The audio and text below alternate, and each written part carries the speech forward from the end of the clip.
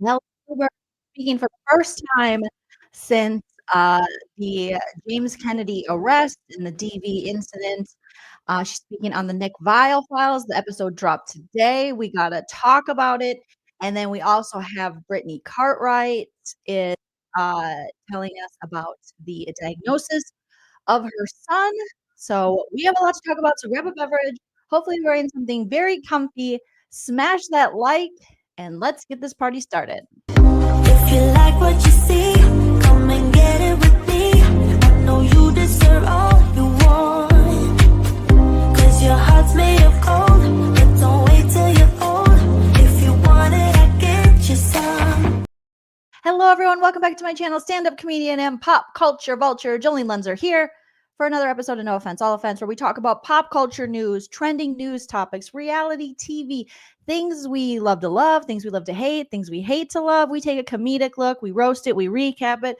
Sometimes we get deep with it. Just a warning, I am very opinionated, but that doesn't mean you have to have the same opinion. You're welcome to sound off in the live chat or the comment section, and we can just respectfully and very calmly agree to disagree, like the Zen Buddhist Tamara Judge. That's my opinion! Oh, she's so calming. She calms my heart. Okay.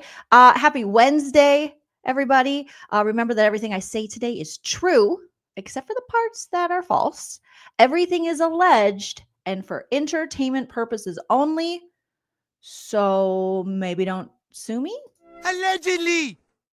It's alleged. It's alleged, you guys, but we're going to have a good time. We're going to talk about some stuff. There's some serious stuff, some unserious stuff. And I want you guys to let me know all your hopes, thoughts, dreams, and opinions regarding everything that we're talking about. Care Bear, thank you so much. Shout out to my mods. Smash that like, you guys. Let's see if we can just hit 100 likes right out the gate with an overall goal of 400 likes and see if we can get there. Okay, yesterday, I came back in the afternoon and I roasted and reacted to the former trooper, Michael Proctor, the lead investigator in the karenread case, his cross-examination. So I'm going to go live later this afternoon and hopefully finish that up. So we got, I think, did we get halfway? We got through quite a bit. And it's, despite having seen most of it, it's still eye-opening and frustrating, but we also had some fun. So make sure you check that out if you haven't already, if you're interested in the karenread trial. The retrial is currently happening, still on jury selection, but we are going to be covering it, roasting it, recapping it, reacting to it over here. So all of my true crime peeps, we're diving into another case. We haven't in a while, but we're going to do it. We're going to do it. I got a leaky balloon knot. I mean, it's insane. It's insane, the stuff coming out of there. Catherine says that was wild listening to that, right? It was. It's just wild. Okay. So today, let's go into the first thing that we're going to discuss, and that's going to be Brittany Cartwright. You know, we have the upcoming season of The Valley, the long-awaited, super promoted Valley season 2 is going to be premiering soon. And Brittany she's talking about her son. So their son, Cruz, it's Brittany and Jax Taylor's son. And we've heard, unfortunately, a lot about their relationship and their parenting, given Jack's atrocious behavior that we've seen on The Valley season 1 and that we're going to see even more, allegedly, on season 2. So Brittany did an interview with People magazine, and she has said now that they did get an official diagnosis for Cruz, and that Cruz, their son, who's 3, little baby sweet Cruz, was diagnosed with autism. Now, we know some of this was showcased on the first season of The Valley about how Cruz, her son, was, or is, I should say, nonverbal. And a lot of people had their suspicions, and they had a speech therapist that he was seeing. But now Brittany has come right out And let's listen to her own words explaining her son's autism diagnosis. So let me just pull that up here. Actually, I'm supposed to be ad free, you guys. So let me make sure I'm under my account. Yes. All right. So no more ads for me, Mom. Let me share this. And then as soon as you guys can hear the audio, just put a thumbs up in the live chat so I know that everything's working the way it should be. All right. Thank you, Amalesh. I appreciate that. Thank you for the super chat. And hopefully we can keep you awake or help you to fall asleep and have a wonderful night's sleep. All right. So here's Brittany talking about her son's autism diagnosis.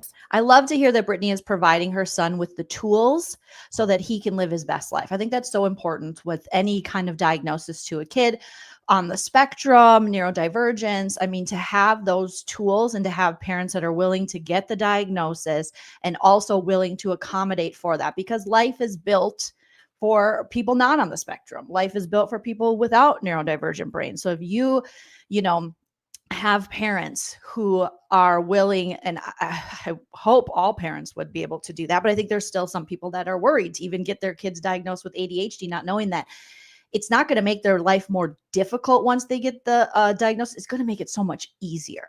That's why I wish when I was younger, there was more research done regarding girls and ADHD and things, and just the way your brain and just the way you function, taking information. I mean, it'd be so much easier for so many people rather than just kind of relegating everyone who's different into some group, like they're slow or they're not the same or they're damaged. So I love to hear this from Brittany, that she has created these kind of sensory people that don't. Yes, Brittany, there is a greater purpose for you in this reality TV world and everything you have going on.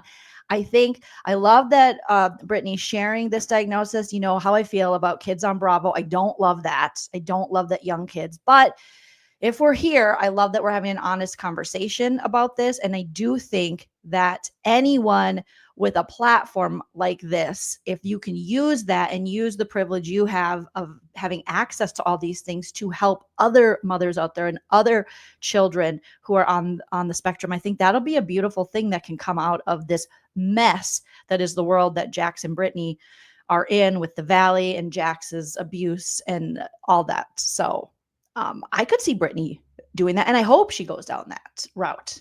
I know you have a lot on your plate as a mom already with your own son, but I like hearing her say that, and I hope there's follow through with that. Have all of these things and able to make a sensory room or, have a pool outside. Which BTW, sorry to interrupt again, that could be your podcast, Britt. That could be your podcast. You're learning, you're helping other people, you're giving other moms voices, resources while you learn about it being a new mom. I think that'll be far better than anything talking reality TV, I don't know. That's just a suggestion. Is that not? And I do wonder that kind of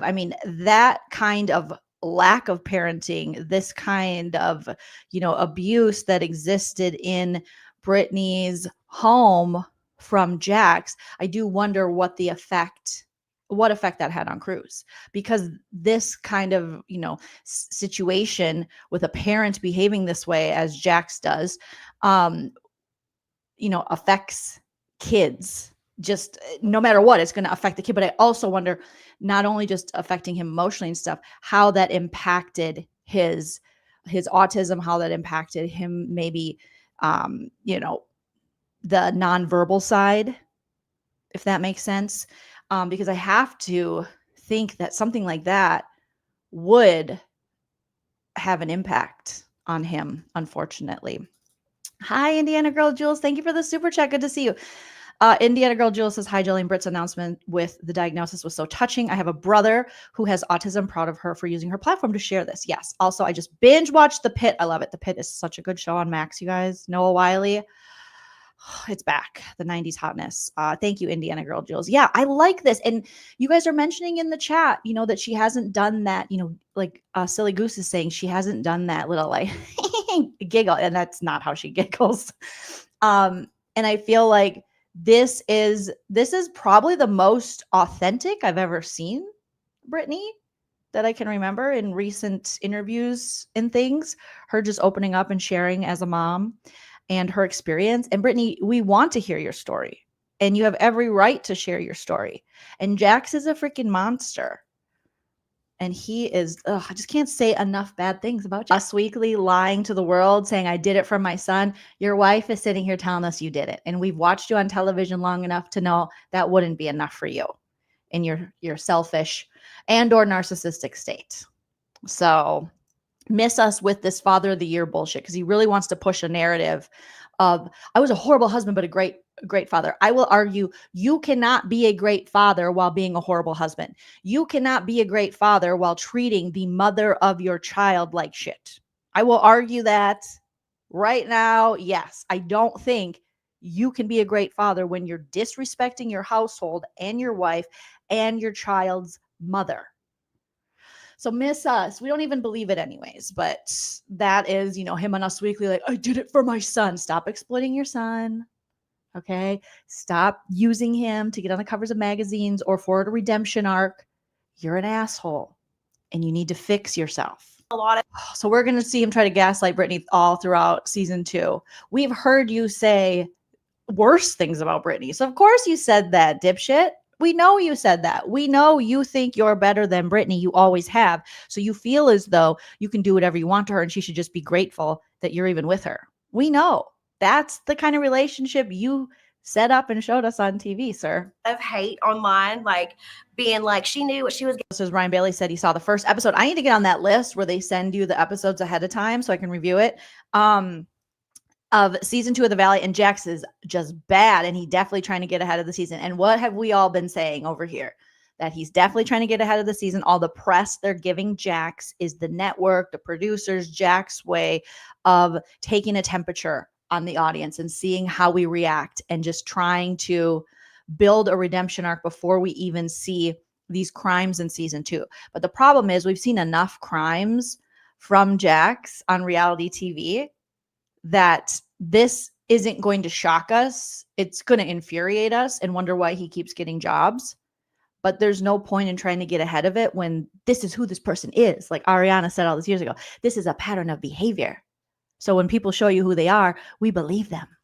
I don't think I have to hold back and be sweet to me. I just want. Okay, but slow down, Brittany, because just slow down a little bit and maybe talk to someone and reassess everything that happened with Jax so we don't get Jax 2.0 coming into your life and Cruz's life. Jax needs to be celibate, leave women alone, and never date anyone again. He doesn't deserve love, but he's out there, banging people and their thongs are on the bathroom counter. He's nasty, but he should not be with anyone for sure. But Brittany, please. I want somebody to be nice to me, and that's sad. Like, I just really want somebody to be nice, give me butterflies, take me on dates. It doesn't even have to be anything fancy. Give yourself butterflies, get a vibrator, okay, and an imagination, and it'll do you a world of good, girl. You do not need another dude right now. Please, dear Lord, for your son. And I know that sucks because as the woman and you're taking care of the kid and you don't get to, if you have needs, go on dates, go bang it out. But just don't bring anyone into the home, into the sanctuary, into the life of this sweet little boy. And I know it sucks as women that he can be out there doing whatever, but don't even let him bring his lady friends around. Seriously, just go out, dates, bang it out, and come home. But don't bring him into the house. The hell, they got Brittany standing in the bushes. You see that? What is with this People magazine story? With like, okay, now you stand over in the bushes, over in the weeds, and just look like. Why is she standing back by the fence? Look at of liking somebody again. Why do they do this? This is a serious interview. They're like, okay, go back there behind those bushes, stand by this tree. Oh my God, this is ridiculous. Okay, pull your tots up and look like, I love nature and earth and green stuff. Why are they making her do that? Oh my God. And I see this so often with these little like vignettes or whatever they call them of people in interviews where there's like, you gotta like, can you imagine she's trudging back there and she's legs are cutting up, poison ivy, just stand behind your bush. What? She looks like a stalker. She does. She looks like she's looking up into your house, like, are you up there? I'm coming in. So fucking weird. But Jax, do you hear that? Because Jax is out there going, well, what? Trying to victim blame, the lady he's been abusive to, and say, well, if I was so bad, why'd you want him to have a kid with me? I'm just asking the questions. And it turns out another lie, Jax. And I can totally see Jax pushing for that. Okay. Positivity. Yes. A good thing, but also just beware. It's okay. Toxic positivity, I think, is something that's really pushed in society, where it's like, just stay positive. You're so positive. You got to stay positive. It's like, no, you can have natural feelings and feel things out, and you don't have to. It turns into then like fake happiness. It turns into more of just a front, if you will. So I don't know, you guys. Let me know in the chat, and if you're watching on the replay crew, the comment section, what you think of this. With Brittany, I thought the autism conversation was very important. I hope she does move into a realm where she talks more about this and helps out other mothers out there who may not have all the resources she has. And Kristen makes a great comment for Brittany, therapy, heal, learn why you wanted to be with Jack so you break the cycle. Break the cycle. Let's see. Susie Q says, I loved this comment. I highlighted it while the video was playing. It's so crazy to think of him as an adult. Brittany says, was she talking about Jax? I think she was talking about Jax. I wish I could play the glycerine to cleanse, but they've been striking me. So I had to go through all the videos that they struck and take that segment out. So let me see if I have, how about a Romeo and Juliet cleanse? His name is Romeo. And the moment you my only love sprung from my only hate. Oh, Claire Danes, my only love sprung from my only hate. Right? And then obviously as we go further, let's play. And we talked about Jack, so we got to play a little of Hype Man Husband Shell's #1 hit on the iTunes charts. It's not. #1 hit in my heart and some of yours as well. Don't be a dick. Don't be a dick, you're being a real dick. Stop being a dick, you're being a dick. Don't be a dick, that's what you're being right now. You need to stop, check yourself, and calm the fuck down. Don't be a dick, you're being a real dick. Stop being a dick, you're being a dick. With the things that you do, you're obviously very hurt, and that's why I think that you're a big fucking But jerk. I've seen charts. Don't be a dick, you're being a real dick. Stop being a dick, you're being a dick. You're being a dick, and Jax is a dick. So smash that like if you haven't already. 218 people. Let's see if we can hit 200 likes. Okay, so now I'm taking us into the next thing we're going to talk about, which is the going deeper with Allie Lewber. So Allie Lewber from Vanderpump Rules, former girlfriend of Jax. Oh, they're all the same. Of James Kennedy. Was on this episode that came out today of the Vile Files. Nick Vile and his wife Natalie are interviewing her, and we were wondering yesterday if she was going to be opening up about the situation with James and his alleged, or we'll say, DV arrest, and then the charges were never filed in Burbank. And about their relationship overall. We know James Kennedy has quite a few women who have accused him of abusive behavior. So without further ado, we're going to be reacting to it, roasting it a little bit, as much as you can. I mean, we'll see. But mostly reacting, I think, to it. But let me know what you guys think as we go along. She does obviously talk a lot about the James Kennedy situation, Lisa Vanderpump. So let's get right into it. I'll be pausing for, reaction, commentary, stuff like that. So, but if you want to watch it all the way through without any interruptions from me, I'll put the link in the chat here. And even though I feel certain ways about Nick Vile now after that Tom Sandy Butt interview and a couple other things, we will still give the link to his channel in this video. So it's there for you. I'll probably be roasting up Nick a bit, but here you go. You can click that if you want to watch the whole thing. All right, let's go. No, I don't want to know. I'll ask you about later. But yeah, so it did seem like James had started to make some progress. And the last time we saw you was that night. And I remember having a conversation with James, really just about like, man, it was like almost like, you know, I didn't know you then. I've certainly heard things about your reputation, but you really seemed like you had made some progress. And I kind of always attributed that progress a lot to you. Oh, well, thank you. Yeah, I know it's difficult. I feel like a lot of people say that, and it's sweet. I do think that we both brought out the best in each other, obviously, at times.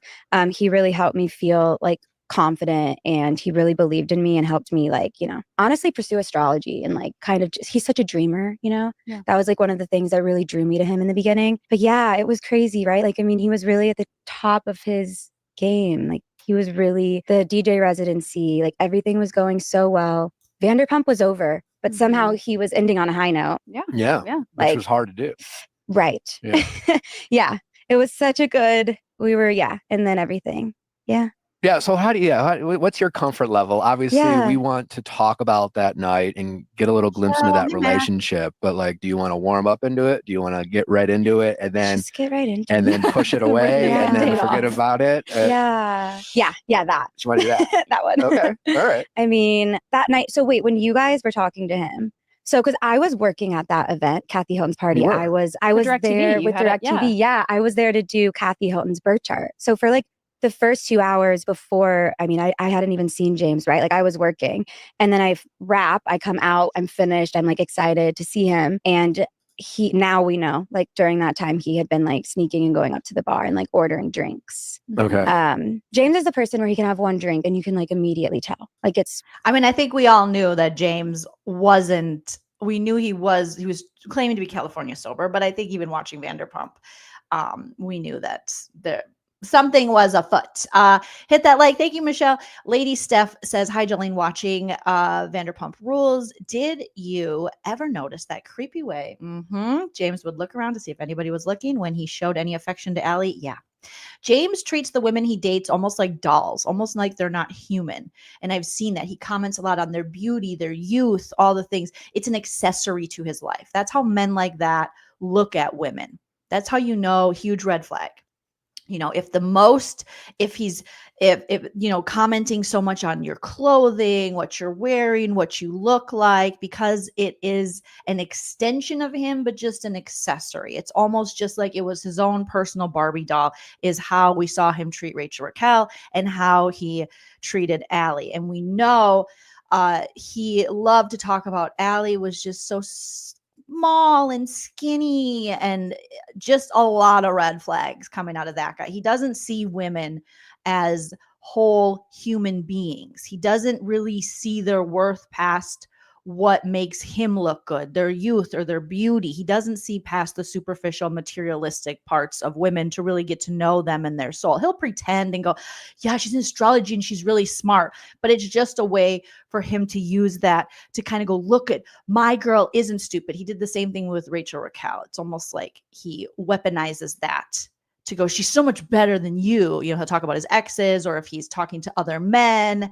And that's when he'll bring up maybe, you know, she's not just a beauty queen. She's an international beauty queen, or she's a model and she does runway shows. So he definitely has a way about him. So him looking around, it's all appearances because it's fake. It's fake as fuck.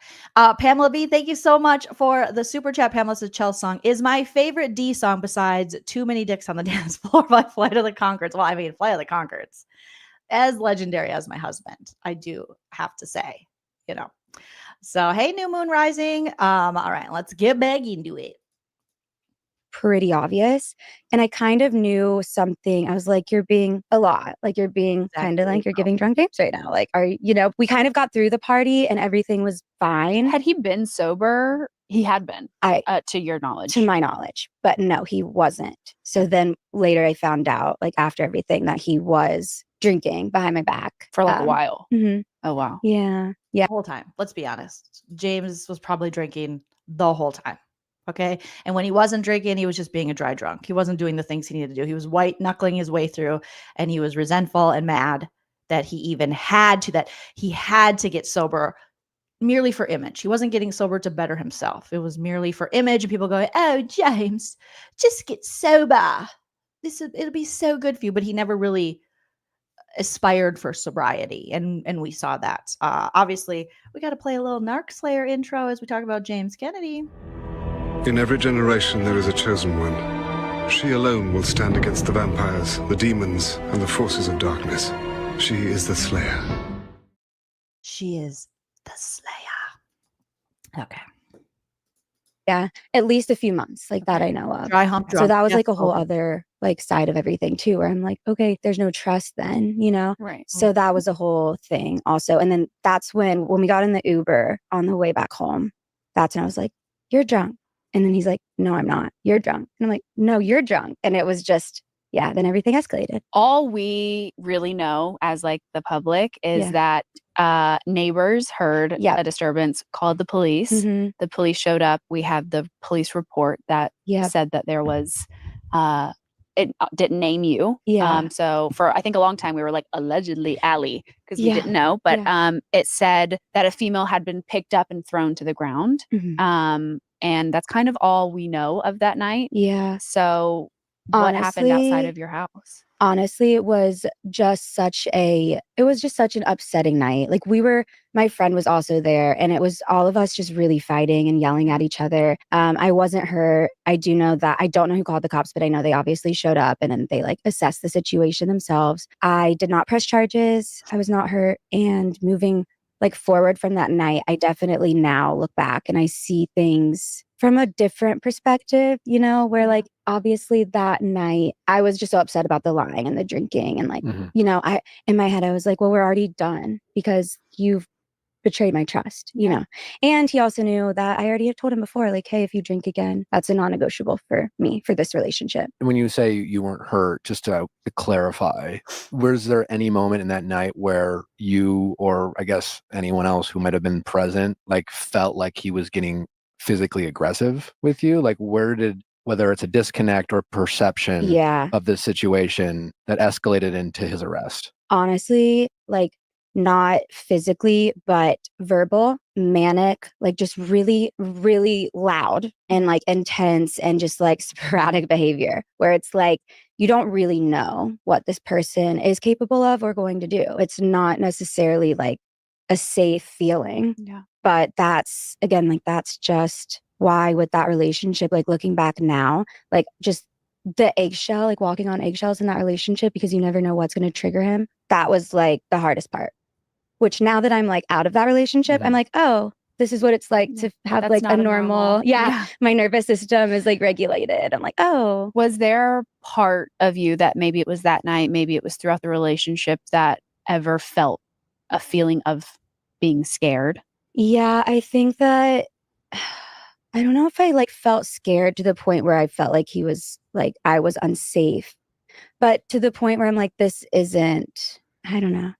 I feel. Here's what I'll say. As we watch this, it is important to remember that she is pretty newly out of this and speaking about it for the first time. And she has so many people in her ear, not like her good friends, but you'll hear within the industry and within society making her question whether that's how you feel as a woman. You question whether you're worthy of reporting this, whether it was what it was, you know, because the society and people who are enabling these abusers and the abusers themselves will make you feel like you're crazy, and they'll make you feel as though you're blowing it out of proportion and you were drunk too. And the same thing we hear from these guys, like, why did you stay with this person? What did you do? So I do think there is still a lot of Allie that has to process a lot of this and what she wants to put out, because she will and probably has been faced with criticism of people like, you're ruining this boy's life, this man's life. You're ruining his shitty DJ career. If you put this label on him, and it's like, fuck him. We need to, as a society, collectively say, fuck him. If you behave this way and abuse women verbally, physically, abuse is abuse is abuse. Fuck you, fuck your career, fuck your life. That's on you now. It is not on the women, especially the women who have been abused, to save these men from their own consequences. Consequences are natural. Women face the consequences on both sides, whether while being abused or after coming forward with the abuse and the criticism that they receive. So I just hope that one day as a society we can come together and go, fuck him. I don't care about his career.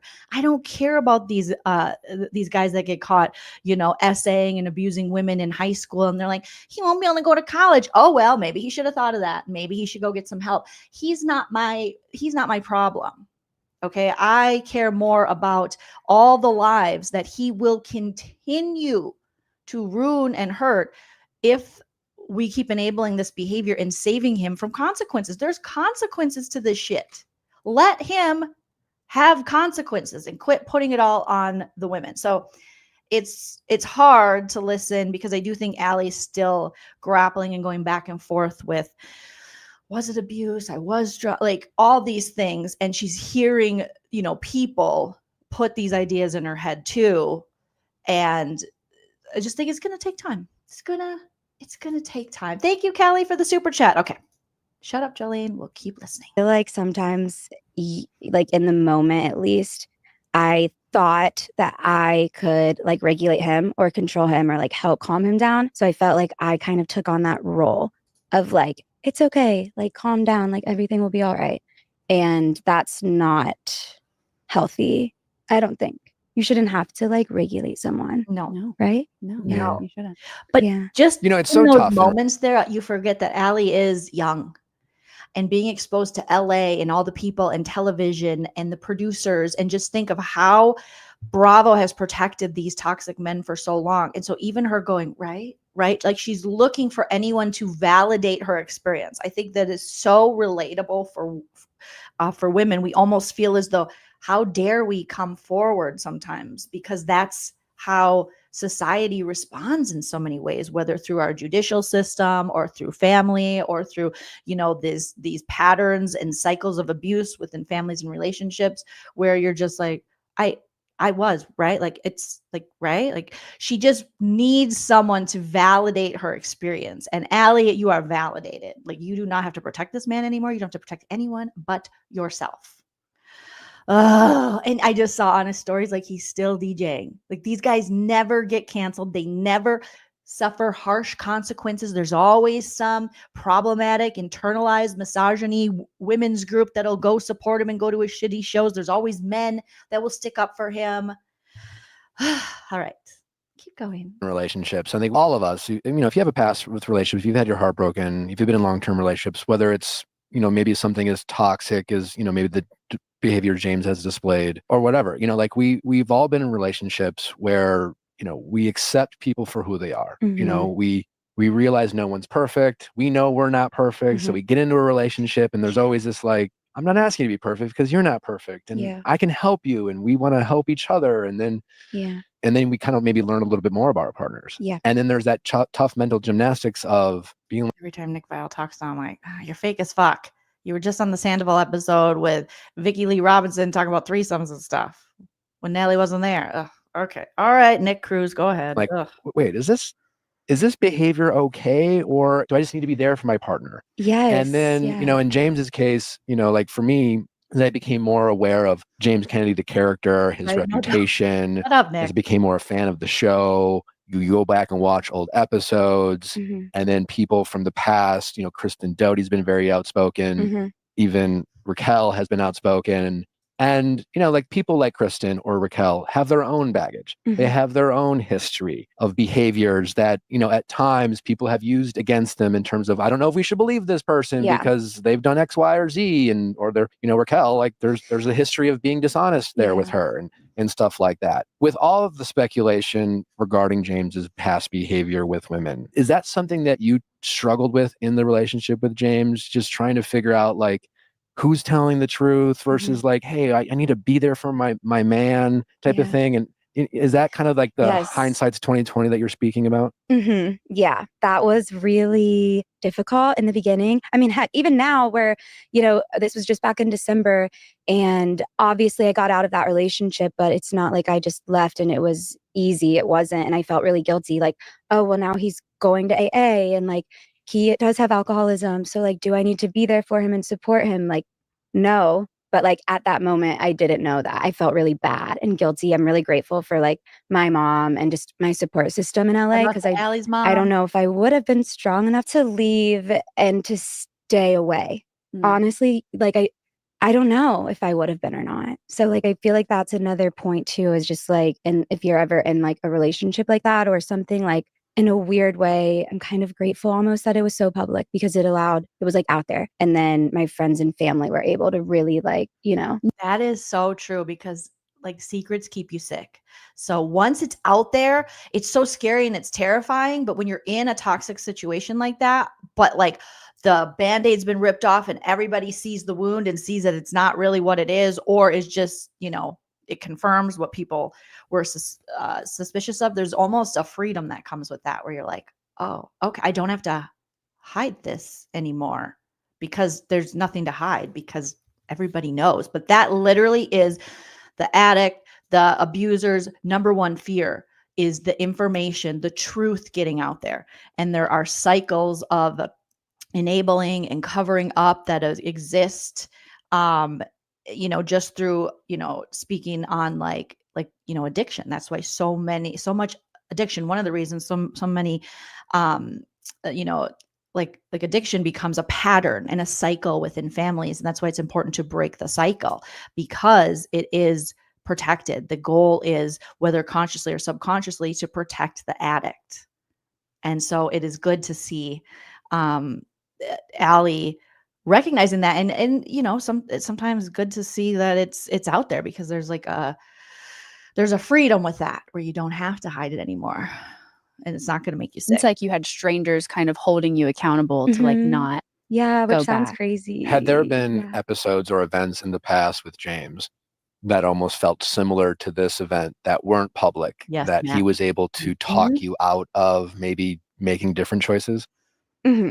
Yeah, there were a few. I mean, and I think again, like, even, sometimes my friends would witness him just acting kind of, a little manic, I would say. I don't know if that's like the right word to use, and not like putting a disorder on him or anything, but just that behavior where it's just unpredictable. You're like, okay, where is this coming from? And like, how do we stop it immediately? So there were moments like that. And like looking back, and that's kind of why too, like, he knew how I felt about him drinking, because like that's usually what would kind of spark that behavior. So he knew like I wouldn't put up with him drinking again. You think that's why he hid it for as long as he did? Totally. Yep. And then even, I mean, he's a DJ, right? So like he's traveling on the weekends. I'm not always there. And then he's at these events and DJing and drinking. And then he would like always go back to the hotel, and we would like FaceTime and chat. And he would be like, I could just tell sometimes to be like, you drank. And then he'd be like, no, I didn't. You always think that I'm drunk when it was you're drinking. Kind of like gaslighting in a way. Was there ever a part of you that yeah, baby, that is straight gaslight. No, you're drunk. No, you did it. You're hurting me. No, you hurt me. Just push it all back on the person. Oh, James, you can just hear him doing that. Ellie, you think you're drinking, you're drunk. I'm not drunk. It's like, James is fucking exhausting. When he was away and you weren't with him and he was DJing and y'all would FaceTime and you would realize that he was drunk, was there ever a part of you that was a little grateful you weren't with him? Ooh. Yeah. But I also never actually thought he was drinking. I would like, he was really good at like, like I'd be like, oh, of course you're not drunk. I'm so sorry. Like, that's so fucked up of me to think that. So then like looking back and after all of this, I'd be like, it's the same thing cheaters do. I'm not, oh my God, you're insecure. There's something wrong with you. Like, what is wrong with you? You're crazy to hide what they're doing. Yeah. Okay, Halloween, when we went to Sir, were you drinking? He's like, yeah. It's like, okay. It's like I was going back to these dates and kind of asking. And I'm not even mad at him for that. It sucks. Like, you know what I mean? He wishes that we were still together. He wishes, I'm sure, that he didn't do all of that. You know what I mean? It's like, I don't blame him. I'm not mad at him. It's just the way that it has to be now, Yeah. Obviously, you mentioned that night you weren't hurt. He didn't pick you up and throw you. Right. But like I said before, and then when that all came out, I remember. So the police report originally, the police said, Allie said that James picked her up and threw her. She's now saying that didn't happen. It was more verbal. I think Allie, again, is at a point where I think she just needs more time to process this. I think she's been told so many things, and it is this, this kind of societal thing like we were talking about of, it's going to ruin his life. So she's trying to still help him a little bit. And that's, very common of, women who have been in these situations. It's so difficult, but I'd be surprised if James didn't actually throw her like physically, and he doesn't have to do anything physically. Verbal abuse is just as horrible, if not worse, in a lot of ways. Some people have described it, to be almost worse because you have these bruises internally rather than something outside you can see, or both just atrocious. But I tend to think she's kind of protecting him, and I don't blame her and I don't judge her for that. I have all the empathy for Allie, and it's her process, but I still think James was verbally and physically abusive. And also because, his previous girlfriends have claimed both as well. Almost feeling kind of foolish, like not knowing what the truth is. We saw the police reports. Right, Chris? I had a little bit of guilt because I felt like I had, pumped up James, and I had talked about on this show about like, man, he's really turned a corner, like watching old episodes. Yeah. Like, sure, he's done some things and he said some things, but I see the growth, you want to recognize that a little bit. And then we saw the police report. Yeah. And then, Kristen's spoken up more. At that point, I had heard some comments from Raquel and quite honestly looked the other way, I suppose, because of her reputation and what seemed to be her propensity for not telling the truth. Yeah. But looking back now in your relationship, and I'm sure you've asked James about some of these people's comments, but like, do you believe, knowing what you know about James, and now that you're out of this relationship and you can see it with a clearer lens, do you believe Kristen Doty or Rachel when it comes to their accusations towards James and him being physical towards them? I want to say, like, it's so hard because James has been in my ear, not now, but, for our relationship, obviously. And I've heard a lot from the rest of the cast. Mutually, that was just a very toxic relationship on both parties. So I don't really want to say anything, but I will say that, and I have to say this, but also like it's true, but like I always will believe women. And I do feel kind of guilty or bad. And I shouldn't, I'm not going to take that on myself. But, sometimes it is like, oh, like, they were right, or like, oh, these people saying all these things about James's behavior, like, but sometimes I think you have to just really figure it out for yourself. It's like you kind of just have to, I don't have any regrets. And James, at the end of the day, he is a great person. Like, he has great qualities, and he's wounded. Tried to fix that. Yeah. Speaking of like going back and watching old episodes, I was literally. This is so important to remind us all and stop, perpetuating this in society and under the patriarchy that it's a woman's job to like nurture and mother their significant others. It is not. It is most certainly not. But I know I have felt that way in relationships. And I feel like that was kind of put upon me, like, be patient with him. Boys will be boys. It just takes guys longer. We're told that from such a young age that, well, girls are just more mature. And if a boy hits you, it means he likes you. We put these ideas into young girls' heads, and then we wonder why they grow up and get in these abusive relationships, because you told us that we can fix that guy if we just give it time, and that if he hits us, he likes us. And that's still being said to this day. They're still telling little girl, if he's mean to you, that means he likes you. He just can't, tell you his feelings. It's like, no, fuck that. If someone is mean to you, they don't like you, they don't respect you, and you should run away from them. It's not give them time. It's like, no, don't expect little girls to slow down. Encourage little boys to move up. Encourage little boys to express themselves and to not regress and push, because the same kind of toxic behavior is done to little boys, where they're not allowed always to, share their feelings and be sensitive, God forbid.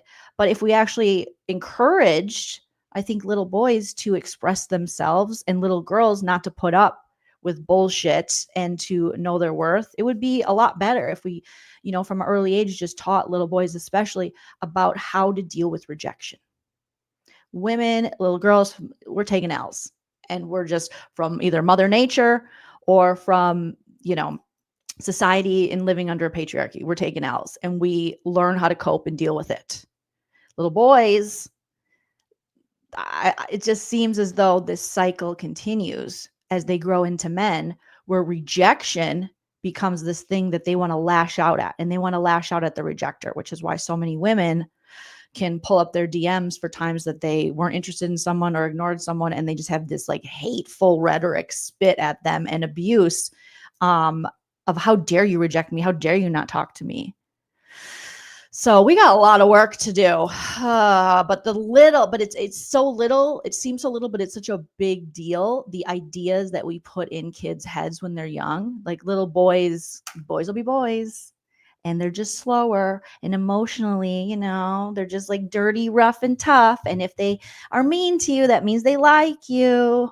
It's just such bullshit that hopefully one day we won't be saying that. Really watching an episode this morning because we were recapping it. And it was another example of James. He was talking about Kristen. He was in a relationship with Rachel. It's just like to hear him say some of the things he says about women towards women is a bit jarring. You know, and I think, I don't know, you know, maybe it was because it was back in 2016 or different times. I don't know. You watch it back and it's just like, it's disgusting. It's alarming for sure. Yeah. How did you, when you got into this relationship, did you have conversations with him about that? Did he, like, what was his excuse or reasons? And do you feel like he has a warped sense, you know, or an opinion about women or towards women that you feel like it needs some growth? I honestly don't think it's women. I think because we've seen him act that way to men too, and to Max Vanderpump, Lisa's son. I think that he again is just wounded and like hurt people, and I think that he does not know how to process his emotions in a healthy way, and so he's a verbal attacker. Like he cuts deep. So it's less about having a lesser opinion of women. He just is a child. He needs to learn how to process his emotions, and he's aware of that. That's like, you know, he is aware of it. I would only, as a lady older than Allie, would say that it is 100% misogyny in even the way he puts down men, because it's a society that if something is wrong with a man, he doesn't like them. If he deems a man weaker than him, like he does Max, he's fat, he's this, he's not, like this alpha, fakeness that James has, then he's a pussy. So we attribute feminine, female traits to those we deem as weak. So James goes after people he thinks are weaker. And I think James really believes that women, especially the type of women like you guys were saying in the chat, that he seems to target, you know, it's almost like someone who's like fresh out of wherever they're from and in LA, you know. So I think that I don't think James will go toe to toe with a guy that he feels is as strong as him. Did him and Jax go at it? Yeah, but I don't think James thought Jax was on his level. He thought he was like, "Oh man, you're weak." So anyone James deems as weak, and I think that is heavily rooted in his misogyny. I mean, just look at, he just was fangirling freaking or fanboying, I should say, the Taint brothers, and then was like, "Oh, I only knew him from Bitcoin." Oh god. What do you mean? Like we've talked a lot about it, you know, in our relationship, obviously, and just he knows that he's got a mouth. He's mouthy. And he would always kind of joke like, oh, British humor. But he just, I mean, it's never okay. Like the things, even the word, like he would always use the word fat. And like the way that I was raised, it was just like, I just like, don't use that word. And so he knew that I had a lot of, I'm like, James, you can't say that. So again, I feel like I would just take on this. That's a huge red flag. If you are with a guy, a man, a person who is always talking about women's weight and commenting and calling people fat, which James Kennedy loved to do. Remember how he would fat shame Katie Maloney? It was disgusting. That's such a red flag into how gross, hateful, and how much he hates women. That is like, if your guy calls people fat like that, especially women or children or something, get rid of him.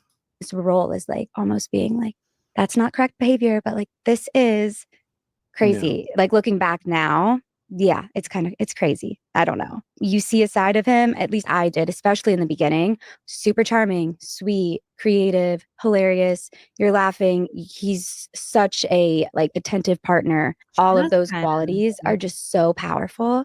So it's like, I know who I fell in love with. I know who I was in love with. I don't have regrets. Like, I was fully like invested in that relationship, but it's hard to pay attention to like, well, when the 10% is like bad, but 90% is good. Yeah. It's hard. Yeah, it's really It's hard. hard. Yeah. Did he ever say anything to you along the lines of like, you'll never be anything without me? You know he did. Because I know Kristen kind of said that was what he threw at her a lot. Here's the thing. I'm sure when he was drunk, he would say mean things. I was really good. And I'm just saying this from like, I don't know why, but like nothing he would ever say would get to me because I knew that I'm like, you're just like being a dick and you're drunk. And like, you know what I mean? I'm like, you're just wounded. But yeah, again, it's like, I don't know. That's a hard mentality to have. It though. is. I applaud you for that. No, because I don't know. I think I would just be like, what? You know, it's kind of like, maybe that's why I stayed so long too, because it's like one of those things where I'm like, I'll just throw it right back at you. You know what I mean? Like we kind of were, even my friends would be like, well, you're really good at putting him back in his place, which like, that's not great. Like that's okay. Yeah, that was great for Again, it always falls on the woman. Well, he just needs a strong, it's like they say that about these abusive, toxic men who haven't dealt with their own trauma, their own addiction and things. Like he just needs a lady that can stand up to him. No, he doesn't want a person that can stand up to him. He'll just abuse them more and gaslight them more.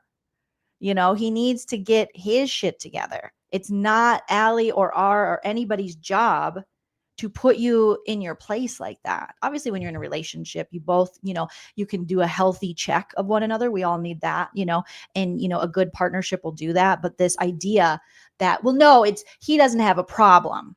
It's that the person that's with him needs to step up and be able to put him in his place. It's like, oh, I'm so tired of this mentality. It's so gross and it's getting us nowhere. For the time being, but you don't really want a partner that you can like match that energy with. Not that I was matching his energy, but like I would be like, that's it shouldn't ever have to get to that. Yeah, exactly. Yeah, I mean, it's it's a very difficult position that you were in to not want to see the best in your partner. Okay, Yeah. can I just say this real quick? Nick Viall shouldn't have been here. It should have just been Natalie and Allie. I feel like he's holding this interview back. Natalie's doing a great job with questions, empathy. They've both had similar situations. Allie says that she came from a very physically and verbally, I think she said verbally too, abusive relationship in the past. So I wish it would have just been these two women. They seem to connect really well together. Nick, every time they go to him, it's like a disruption where I'm like, why are we talking to Cowboy Man again? Why are we talking to Cowboy Boots, Brown Liquor Sandoval fan?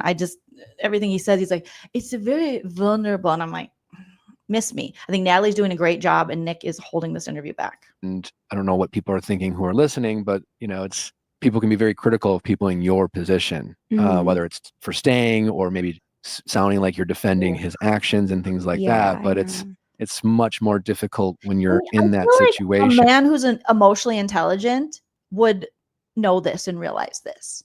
Maybe you could intro the episode because it's the Viall Files, but she's a Viall now. She's your wife and your co-host, you know, and he could intro like, I'm letting Natalie and Allie have this discussion. And someone who's like emotionally intelligent and someone who's not just doing this for like clicks and views and isn't a clout chaser would do that. If I had a situation where I could talk to somebody, if that was kind of my brand and I wasn't the best person to do the talking, but there was someone within my team or my camp or whatever that could, I would step aside for the betterment of the conversation and the overall message. But we're not going to see that out of a Nick Viall, unfortunately. He's going to feign this kind of sensitivity and this kind of empathy and understanding. But we see him. He doesn't practice what he preaches at all. And to see it the way, you know, with an unbiased, you know, like how I might see it if I was like watching a conversation or a fight between the two of you. What have you learned about yourself specifically around selecting your next partner? And maybe just certain behaviors, like you talked about non-negotiables. Have your non-negotiables changed in terms of accepting certain behaviors and finding that balance between like I want to help you, but like I can't look the other way with X, Y, or Z. I think too of like the feeling of love, like when you're in it, and like not saying that he was love bombing me because his actions always followed and like, you know, we were in love, but it happened so quickly. Like we moved in together right away. We were like going to Tulum like the second week of knowing each other. That's crazy. Like I'm a Capricorn. Like I wouldn't do that usually. I thought I was crazy, but there's this, you know, when you're in love, you're like, okay, I'm just going to ride the wave. Like this feels right. This feels so fun. But I think now being on the other side of it, like having just a healthier kind of view of like blame rom-coms for that. It's like Fast and Furious. That's what the Fast and Furious shouldn't have been about cars or whatever it was about. It should have been about love, because I feel like in society it's really that like you need to feel that like fast and furious and passion. I think pretty much every relationship I've ever had has pretty much started kind of fast and furious, and a lot of them have imploded because of the Fast and Furious. Even my husband and I, when we first started Fast and Furious, and then we slowed it down. We had to take a couple steps back. Luckily, I was in therapy at the time, so I was like, whoa, okay, I'm jumping kind of quick. But I think that's actually probably more common if we took a poll, that people tend to do that. But there is this, and it's with friendships too sometimes. And I had a therapist tell me, it should take time to get to know someone, and if someone wants to be your best friend the second they meet you, that's a red flag. Or the person could have ADHD like me. See, I'm the type where I like, if you're just like vulnerable, raw, you put it all out there, like, yes, give it to me. But then it's like, these things need to unravel with time, the way that love should escalate and how it should play out. It doesn't need to feel like so cosmic. I think a lot of people in your shoes, especially people who have or are in relationships with addicts or people who abuse substances, the challenge obviously for them is hope, in the sense. I know. Because if you can, and not from an alcoholic standpoint, but like for different, Nick, you're holding this. I can't even, like, I don't know if it's my ADHD or it's just like, I cannot even focus on what this man is saying. Obviously for them is probably because I have no respect for him. No offense, all offense. Hope, in the sense. I know. Because if you can, and not from an alcoholic standpoint, but like for different, for me, it was like, if in relationships, if I can identify a problem and I can fix the problem, right? So whether the problem's me or whether the problem's a partner. Even Allie and Natalie are like, Allie's like, I'm going to drink water and just go, What the fuck is he talking about? Partner, or the problem's us. It was like, I just have to find a problem and I can fix the problem. And I feel like with people who suffer from substance abuse. Do you suffer from substance abuse, Nick? Do you know a lot of people that suffer from for the partners, there's always hope, because there's always a chance that this big problem that seems to be the center of all the problems could get fixed. Yep. Now that James is seemingly back in recovery, seemingly sober, and seemingly doing the work. Yeah. Do you feel like you're at risk of one day him knocking on your door and claiming he's a new changed man who's been sober for a period of time, but this time it really has stuck? And it would be, it would be hard for anyone who loved that person to see, and especially like the last thing you want, like to find that the person you loved and you accepted them at their worst is now better, and you don't get to enjoy the better. Bro, shut the fuck up. Oh my God, shut up. It's like a fucking diatribe monologue of bullshit. Ay. It's like that mental fuck sad, up, like how do you deal with that, or that potential? Where's the question? There's like, you were alluding to about 8 questions, and it's just so you can cross your legs and go like this and lean back and look down, like, Control. And have you thought about over this dude? That? It's so funny you say that, because I remember also when we started dating, like talking to Raquel and being like, right, thank you, because like, I'm sorry that you didn't get this version, but like, thank you for helping him. Like, it's kind of weird how just, I don't know, the pattern, I honestly do have so much love for James that I want him to genuinely. See how Natalie is just like sitting there listening? Like she's like giving her like the, almost like a permission, making it comfortable for her, validating. Yes. Tell me more. And he's like, what am I going to ask next? How can I talk? So, how addicts, and then like Twisted is saying, where did Nick's question start? And where's it going? Heal and get better. And I want him to find love. Like I really do. And I don't think that will be with me. I feel like there's just been too much that's gone down. I think I would always just be on edge or like wondering what if, and it's hard because I would love to support him and do that, but I just can't. Yeah. But I haven't really thought about that, to be honest. Yeah. It's scary, right? Just because hope can be a great thing, but sometimes when it comes to relationships, we invest way too much in hope, and we don't see. I always ask people like, what do they do that makes you happy? And then people will be like, you know, it's just like, but they're so funny. And I really like them when they do this, but like, they don't really think about how that person day in and day out makes them feel. Like, what's your normal resting emotion in this relationship? Anxiousness, like on edge, you know, and things like that. That's what's so hard. My therapist has been incredible because I was telling her, like, after all of this happened, I was like, I'm just so confused because I didn't realize at the time. I was like, I literally thought that our life was like a fairy tale. Like, I loved it. I loved our house. I loved Hippie. Like, everything was great. Both of our careers, like, it was just perfect. And I was like, it was so great. And she was like, Allie, no, it wasn't. He was lying to you. So like, it wasn't real. And I was like, shit. Whoa. So it did take me a while to almost have to like really remove myself and like to see clearly again. Yeah, it's tough too, because then you're like, well, I have to say goodbye to a life too. You know, like I don't like, fine, I don't want them, but what about my life? No, literally. You know? I'm like, but Hippie. And is Hippie with you now? No, Hippie is with James, but it's okay. You have your cats. I have my cats. I have Mr. Banks and Bodie. I've been sleeping with the stuffed golden doodle. It was Hippie's little golden doodle, and they literally so I took that with me. But no, he's with James, and Hippie is great. Like James and that dog are literally soulmates. Like I honestly, like if anything great from that relationship, I mean, a lot of great things have come from it, but like him getting Hippie back and like that whole story, like he is a great dog dad, and I will. Trust me, I would not let Hippie be in a position where he was ever unsafe. Like, he's good. I heard something about that James is back DJing now or on tour. Yeah. He's, I believe that I don't know if he got his residency back or if he's just, but I know he played at Live Again. And I'm happy. I want him to, I don't know. I mean, from a work, highlight this comment. Liz coming in with the ultimate emotional intelligence. Smart take. All abuse is physical abuse because it happens to the person's physical body, your whole neurological system. Thank you, Liz, for saying that. And Allie, you know, in this part talking about Hippie, I just worry about Hippie. I worry about that dog so much. I think about that dog just as I think of Joe Wenberg's dog. And when she was grifting for his eye, his last remaining eye, and how she was like, they're going to have to take it off. And then she got mad when people asked questions and she had to go fund me. And now I'm like, is Checkers okay? So I think the same way about Hippie, but hopefully he's okay. God.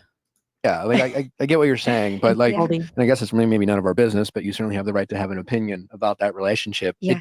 From an outsider point of view, it seems a bit quick. I understand it's his career. I understand people have to make a living, but like that is a lifestyle that makes it very difficult. Oh, in that regard? Yeah. No, it's a triggering environment. It's so like someone who's so, you know, and I guess for me, you know, it's just like, again, you know, his history with Raquel, Kristen, you know, obviously with you, it's like, this is a man who, and my biggest criticism of him has been, he seems to blame it all on the alcohol. You know, all of his problems are wrapped up in his sobriety or lack thereof. And it's like, you know, and I've kind of been very critical of that, but it's like, all right, fine. Yeah. You know, but if that's the case, gee whiz, it sure seems a little quick that you're back out there dropping beats, you know, and we're supposed to think that you're ready to do this when in the past you have claimed to be sober, you've lied about being sober, you've relapsed multiple times. It's like he's like a broken record. Yeah. Do you think that's a fair, criticism that I have or other people have, like questioning once again, just how genuine is this person about changing his ways? That's exactly why I can't be with him, right? Because I don't know. Because I won't know. We won't know until like enough time until he proves it. I hope that he is. From what I've seen, he has been going to AA. He has a support. Let me just rewind a second. I want to hear. Once again, just how genuine is this person about changing his ways? That's exactly why I can't be with him, right? Because I don't know. Okay. I didn't know if she said that's exactly why I can't be with him, right or right now. Okay. Because I won't know. We won't know until like enough time until he proves it. Tracy. I hope that he is. From what I've seen, he has been going to AA. He has a support system around him that are also sober. So like, I just hope that he stays on that path. I know that he loves DJing more than anything in the world. Like he will move to Ibiza if he has to and just like play music on the beach. You know what I mean? Like that is what. He'll move to Ibiza if he has to and just like abuse women there. I just don't care about his DJ career. I think he sucks. I believe is meant to do. So he'll figure it out. But I hope it's not triggering for him, but not my problem. Are you guys in no contact at all? Not no contact, but we don't talk. But like yesterday I was like, hey, I I just canceled hippies. It was like a whole brand deal thing. And I was on the count and I was like, canceled that. So like, you need to reorder his food. And he was like, okay, thanks. Are you at all nervous about what he's going to think about you doing this interview? Because I've been very critical of him. A little nervous about that. Yeah. And nervous in what way though? I just know that he's not going to be happy, but yeah. Not your problem. Not my problem. Okay. Right. Mm-hmm. Is that tough to yeah. believe? Yeah. I just feel a little like, I don't know. I think he has strong feelings about things, but yeah, it's not. Does he want you to just not talk about the relationship, the flaws, the imperfection? Probably. He just doesn't want to. Here we go. As this is, trending and Allie's interview, you have James Kennedy in his stories 11 seconds ago. He is promoting his upcoming shows in Las Vegas with the ticket link and reservations. It's like garbage. Any of that kind of aired out. But even when we were together, he never really wanted us to do podcasts and things. Yeah. So I don't know. I think that when he listens to, I'm saying the truth and like everything that he already knows too. So I mean, I think honestly, you're being very gracious. Thank you. You're being honest, but there's a clear sense that you care about this man, and there's a clear sense that you're not trying to kick him while he's down or just shit on him to benefit yourself. I mean, I think we all know that that's not Allie's character, to shit on him, to criticize him, to bring up yourself. And why are we even asking? Who the fuck cares what James thinks? That's one of the problems in the first place, is that people keep asking her this or asking her to speak on, his feelings or all this, when the focus should be on Allie and Allie's feelings and her experience. Who the fuck cares if he cares? I guess it's a legitimate question to be like, do you fear he will, act out, or that he will, like do something to you from speaking out? But who the fuck cares if he gets mad? Get mad in the dark with yourself. Write it on your mirror. Go to therapy. Who cares? Obviously wanted to have you on and we wanted to talk about this, but it's not like you were knocking on our door and trying to be like, oh, I got a story to tell now. You've been incredibly gracious and honestly incredibly protective of him. I hope he actually sees that and appreciates that, because to Nellie's point, I hope women stop being so gracious. Honestly, I hope they do. I hope we stop telling women that they have to suppress that. Like Evelyn was saying in the chat, how we're taught to kind of suppress our anger, and it's not becoming, and it's not lovely, and it's not ladylike. I hope we get less gracious and we start telling more people to fuck off. Okay, get out of my space. Here's my boundaries. Fuck yourself. Fuck off. That's what we saw from Ariana the last season of Vanderpump, and it was so empowering to see her do that and succeed, because that doesn't happen for a lot of women. I would suffice to say most women, especially now in 2025, we haven't made that progress enough. We like inch up and then we fall back down. But I would like to see more women saying, fuck off, fuck you. Here's my story. I owe you. No, why should you be gracious? How is that benefiting you? That's just keeping you in this cycle and worried about him. Fuck you, James. Like you were in this relationship and you have a story to tell, and you kind of have been living in a shadow, you know? Yeah, that's crazy. He was with me. So the night before, like that night that everything happened to, like that week was such a high and obviously such a low. I had 3 of my biggest job opportunities like ever. Obviously doing Kathy Hilton's birth chart for the party. And then for Starstruck for my podcast, we filmed the very first episode the night before Kathy's party with James. Obviously, like he was going to be my first guest. So like that was so exciting. And then the Kathy thing. And then I had something else the next day. And then to just have also like the astrology of December. I was telling James like leading up to it, I was like, hey, the astrology for both of us is really bad for December. So like if we're meant to be together, we will make it through December. And if not, we won't. I gave him so many warnings. Guys, literally, I was like... You really told him that? Yeah. That's crazy. Yeah. And my friends knew too. My makeup artist, Anais, was with me for those nights because I had so many events going on. She was like, Allie, like the next day she was like, well, actually, she didn't know about it until the world did because I didn't say anything. But she was like texting me like, that's crazy. You literally called that, because I didn't know what was going to happen, but I just knew that like the astrology was crazy. It was all happening in my 7th house, which is the house of relationships, and in his 10th house, which is like reputation. So I was telling him too, like, hey, be on your best behavior. Damn. It's crazy. It's crazy. Did he ever, in his manic states, verbally threaten you at all? No, it was more of just like insults. That tracks. Which are threatening.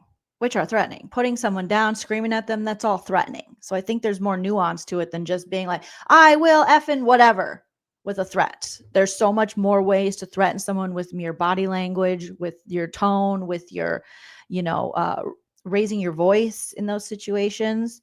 Nick is just he is not equipped to do this interview. He's not fucking equipped. He has such a surface level basic understanding. And I'm not saying I'm super smart in this, but just being a woman in general, all of us can speak to this better than Nick Viall can. His questions are so surface level. Yuck. I just can't. I'm sorry. Yeah. Like if we've seen it on TV, exactly. you've experienced You've seen that. it. Yeah. Did it almost make it less bad in your head because you had seen it on TV in a weird way? Does that make sense? That does make sense. And yeah, because there's this, he's done it before. I've seen him do it before, where like, if you don't see that, like even for like Raquel, I mean, she saw it with Kristen, but like from Kristen's perspective, yeah, that had to have been harder because it's like, she doesn't know that, like to her, like it's her problem. Like he's lashing out at her, but it's like, okay, this has been such a pattern of this man, this boy. So like, okay, this is his problem. Like, I don't take it personally. I was in a very abusive relationship, different from yours. It was very physical and would get verbal at times. But it occurred mostly when he was on some sort of drug or alcohol or whatever it may be, but not all the time. And there was a lot of the like morning after of the apologies and the love bombing and the promises and all of those things, which ultimately did lead me to stay every single time. And the only reason that I was able to finally get out of this relationship was that it had gotten so bad, police were called. And I think when police are called, it's kind of a wake-up call. Yeah. It makes things seem very real. Yeah. Because a lot of the time it was like, what I'm doing is making him do this to me. Like, it's my problem. Right. If I fix this, then this won't happen anymore. And then when police show up, it's like, oh, wait, no. Like, what he's doing is illegal. Totally. And, like, he can be arrested. Yeah. And so I am so grateful that police showed up that day to save me from that relationship. Yeah. Is there a part of you that is, like, grateful that the police showed up that day? Yep. Yeah. I do. I agree with you. I think that it would have the cycle would have continued. I already know that it did. I had an event the next day, woke up, all my friends were like, oh, where's James? I'm like, oh, he has food poisoning. No, he was in an AA meeting. Like, and I felt so guilty, but like the things that we do to like protect them, because we feel bad is crazy. I think there's also a sense of like embarrassment almost of like, I wasn't raised to let a man treat me this way. Yep. Single mother. I know you're very close with your mom too. Single mom. I think the minute that you start to feel that way as a woman, you could easily, I want to give anyone permission to say, you might say, I wasn't raised, my single mom raised me, but under the patriarchy, like society has conditioned us to fall into these relationships and they have they've normalized it, unfortunately, with, our gender roles in society and things. There's so many aspects. So just because, you might have been raised to be like, you deserve the best or whatever, that doesn't mean that all of the messages coming at you that are subconscious that you might not even realize because they're so normalized that are coming at you, that those that don't greatly affect. Also, it's just not your fault. It's never your fault. It's always the fucking abusive asshole's fault. Always. You never did anything to cause this. You don't deserve this. Nobody does. It's his fault. He's the monster. You didn't poke. You didn't anything. So yeah, Krista says, what a difference in interview style. Such a difference. If Natalie was conducting this whole interview, I would love it. But old cowboy boots, old man Rivers well, I was thinking. It's like, okay, Psych 101, great. Tell us. What are you going to quote Freud next? Like, boring. Bring a book. Like, yeah. So that's Very just independent. Yeah. Mhm. And so it was like, I had all these people telling me, like, I don't get weird vibes from him. I don't like the way he says certain things to you. Like, maybe he's not your person. And it would like lead me into him harder. Yeah. Because I think I was embarrassed to like finally Yeah. admit that I was allowing this to happen to me. Mm-hmm. So yeah, relatable. It's crazy. And being on the other side, I feel like, I mean, it's only been 3 months, but there's still like so much that I need to process, and still so much where I'm like, oh, that was abusive behavior. Like, that's not okay. So it's being on the other side, it does feel freeing for sure. And I am grateful that happened, because it is, I think I probably would have stayed. And then the cycle continues. Yeah, it does. Do you think I don't know. James has acknowledged or accepted that in addition to getting sober and working on his sobriety, that he has some other work to do with regards to his treatment towards women, or how he handles himself in relationship? That, like you said, I mean, there's all different forms of abuse, Mhm. you know, and obviously the physical is Yeah. maybe often the most damaging and most dangerous. But do you think he acknowledges that or sees that? I don't know. I really don't know. I hope so. I mean, I always said too, like, the alcohol, like the substances would bring out this monster, but like that's still within you. So like you need to do deeper work. And I always was trying to get him into therapy. He would go for a couple weeks and then get too busy. And then, life was great again for a month. And it was just always, I was always like, there's something deeper. I would always try to get him like to get a brain scan or to like go get tested. And I think that I do think I know he did. Sandy, you beautiful, your beautiful mind, Sandy. Next up, asking Allie how James feels. That's all he does. That's all he knows how to do. So do you think he what? Sir, interview him. Have him on the podcast if you want to know these things so much. But again, asking James's victim of his abuse, how do you think he feels? Like, this guy is so emotionally unintelligent and such a we've seen you, Nick, and how your fake allyship, your fake feminism. We see how you really feel. We saw the most recent Tom Sandoval interview. We did a roast and recap in reaction to it. And when Natalie wasn't there, this guy, yuck. Did a program, I forget what it's called, but it's basically where like boys become men, where he like went camping. Like Boys to Men? What? So we need to those programs. Tested was great again for saying, you want to be a real big boy, man, come out camping. It reminds me of the programs of like the Pray the Gay Away, when they send gay men off into the woods. I watched like a PBS about that one time, and I was like, oh my God. They're trying to get the guys to not be gay by having them do the gayest shit I've ever seen. So the guys were like, they're like, and then we do like non-affectionate shirtless hugs and holding of one another. I'm like, that sounds like an awesome gay party. And then we like fall into each other's arms, but it was always shirtless in these things. And then you'd hear the husbands who were clearly gay, but it was just under like organized religion and things that they weren't able to come out of the closet. You would hear them talk about the retreat afterwards, and they were like, it was amazing. I'm going to go back. I think I'm going to go a couple times a year. Of course you can, because you're able to be gay for the first time, be shirtless with men and affectionate. But that's what those kind of what she's going to describe that James went to. That's what it reminds me of, is like the Pray the Gay Away camps. For a month. And it was just always, I was always like, there's something deeper. I would always try to get him like to get a brain scan or to like go get tested. And I think that I do think I know he did a program, I forget what it's called, but it's basically where like boys become men, where he like went camping, which I'm sorry, it's just so funny. I'm like, James camping he has to sleep with like a Four Seasons pillow. It's just really funny. But so he's putting in work, but like, I don't know if I don't know. So your mom came to get you that night or the morning after? It was like a few days after. Yeah. Okay. What was that kind of conversation like with your mom? Basically like, well, it was around Christmas. So they were actually going to be, my family was going to be coming and staying with us at our house. Before we get into that, Liz says, yes, if your relationship isn't actively anti-abuse, anti-colonial, or destructive of social norms, it's probably abusive because our society is abusive. That is 100% true, Liz. And again, your beautiful brains in the live chat and all the wonderful, intelligent things you're saying compared to Nick Viall.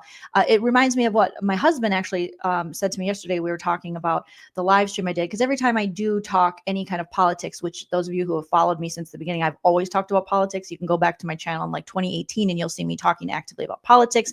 Politics are about life. Life is about art. Art imitates life. Life imitates TV. Ani DeFranco, all the things.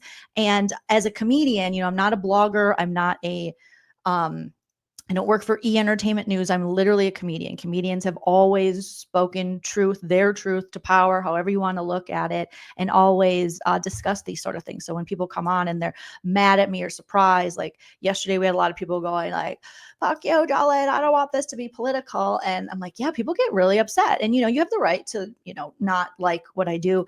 And, but just like, you shouldn't, I've been told so many times, you shouldn't talk about that. And my husband looked at me, and I've never wanted to bone him more. He said, Jolene, he said, to be a woman is to be political in this world. And I was like, what? And he was like, to be a woman is to be political. Like, your whole being is politicized. They want control of all. And I was like, oh, Chell, you know, and it's like, I wish that all men thought like that. And I wish that that wasn't me having to go, oh my God, a man just said that. Like, that was like, yes. And that is true. You can't separate, similar to how he was saying, you know, being a person of color in this world is to be political. And I was just like, politics boner, right? It was such a great perspective. I go, I made him say it 3 times. He was like, yeah, this just makes sense. And I'm like, oh. Yeah, I think people forget that first and foremost, I'm a stand-up comedian. So I'm never going to be, some people have wanted me to be very middle of the road, and they're like, you need to be, I don't even know what the word is because I never am that.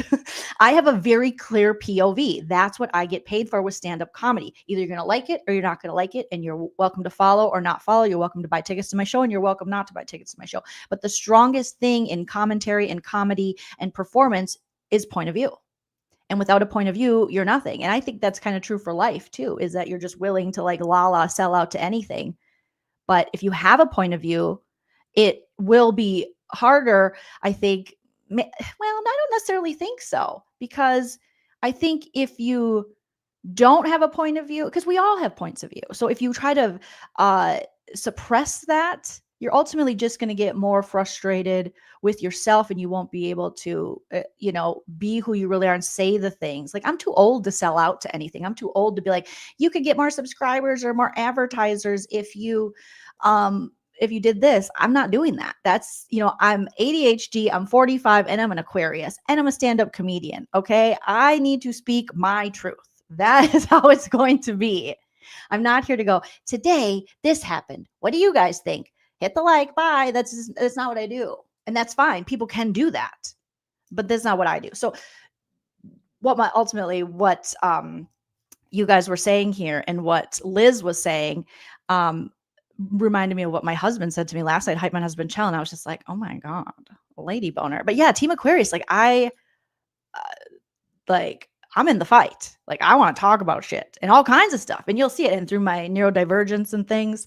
So thank you guys for getting me an understanding. And to those who don't, that's fine. But go find something that, you know, you do love, or maybe open up your perspective a little bit, you know, and know that it's okay to listen to things that you may not agree with at first, and maybe open your mind a little bit. Free your mind and the rest will follow. Okay, shout out to En Vogue. Let's keep going. House. They were going to be coming like 5 days after all this happened anyway. So my mom, I think she did fly out though earlier, but she was like, you're getting an Airbnb. I don't care. Like, you don't have to think about what you guys are going to do right now. Just like, please just get out and like, let's do Christmas there. And at first I was like against it because I was still living in the house with James, and he was like, what? No, like, I'm so glad like that I did the Airbnb. And my mom ended up staying with me in that Airbnb in Larchmont for a month.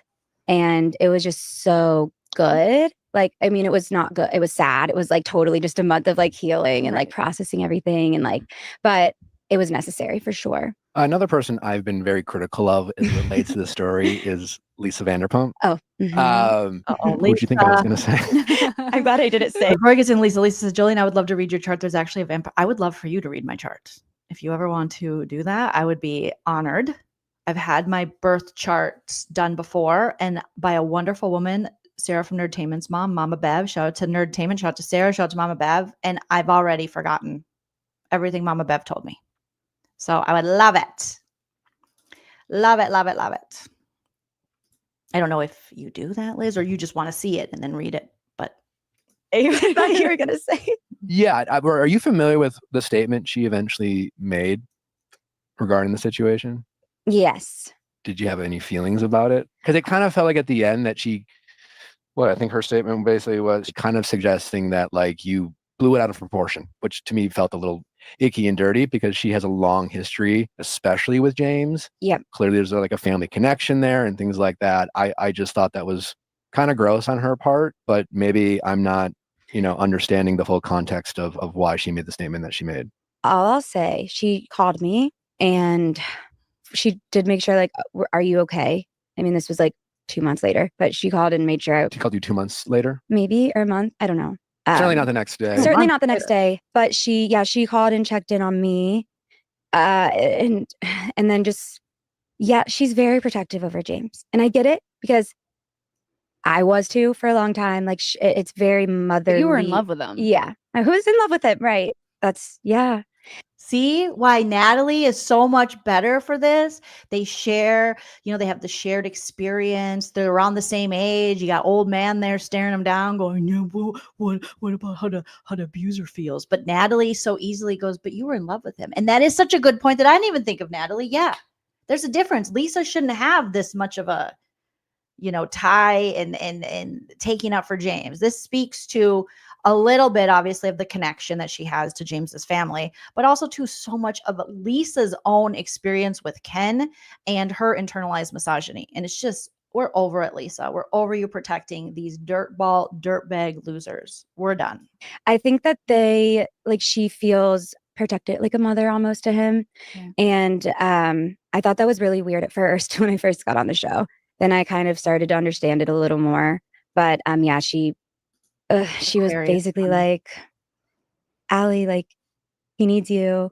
Like, you're really good together. I don't think that so she was trying to convince you to stay with him even after learning that he. Yeah. Yeah. She was like, you should go travel with him to his shows this weekend. I'm like, first of all, what shows? He's canceled right now. And also, no, I just moved into an apartment. We're not together. But it was really weird because on the call, I was kind of like, I was like weak in the moment, and I'm like, did I make the wrong, you know what I mean? Like questioning everything. Do you think James asked her to make that call? I don't know. I really don't know. Yeah. Yuck. I don't know. It was, I called some friends after, and I'm glad I did because I didn't even tell my mom this because she would have just been so upset. But like I called a bunch of friends after and like told them everything she said, and they were like, no, like that's, thank God. She's a producer. That's her trying to quite literally produce and like get you guys back together. So like that's, I don't know why. Wow. Yeah. And then it was a lot of like, well, you were drinking too. Oh, and she said that to you? Mm-hmm. Do you feel like you need to protect Lisa Vanderpump in this moment? Yeah. Or is it more I gotta say this. This is why older women with influence, women with power, you need to stand up for young women because look at how she was able to say these things, these wholly problematic things to Allie, the victim of James's abuse, and go and how it affected Allie. Like, oh yeah, she tried to talk her out of her own experience to save James, to save another toxic POS dude, to save a man baby. Rather than him having consequences, rather than her actually, like Lisa Vanderpump actually checking on Allie and giving a shit, she cared more about, oh, Allie, you should take him back. And then questioning, going, well, darling, you were both drinking. So she's trying to gaslight Allie as well. And when older women especially, we really, and I'll put myself in that category compared to Allie and Natalie, we really need to be there as someone who stands up to this and has to check your own internalized misogyny in these situations and be like a freaking beacon of hope for young women. Don't play this tired, fucking script. It's the same people that are like, I don't want them to erase the student debt. I had to pay for it, so they got to pay for it. Well, tuition is now up 500% since the 80s, bitch. So if you went to college in the 80s or 90s, you are paying a lot less than these young kids. And jobs obviously aren't paying anymore. So you want to bankrupt people right out the gate of their education because you had to pay a lot? Like, that doesn't make any sense. You should want progress. You should want better for the younger generation. That's the vibes I always get, because it's like these women are like, well, this is what I dealt with, and it's okay. You'll just, grit your teeth and you'll bite your lip and you'll hate every minute of life, but eventually you'll wear him down enough. Or really, you're not even wearing him down. You're wearing yourself down enough where you just become numb to all of this bullshit. Or he gets so old like Ken where he physically can't even get his own dick up. You know what I mean? Like, it is, I would say it's our responsibility, especially if you are in a position of power with young women, to never do what Lisa Vanderpump did here. Never not believe her. Never tell her that somehow what she did might have caused her. She should take him back, or she should make it better. You should empower her to get out.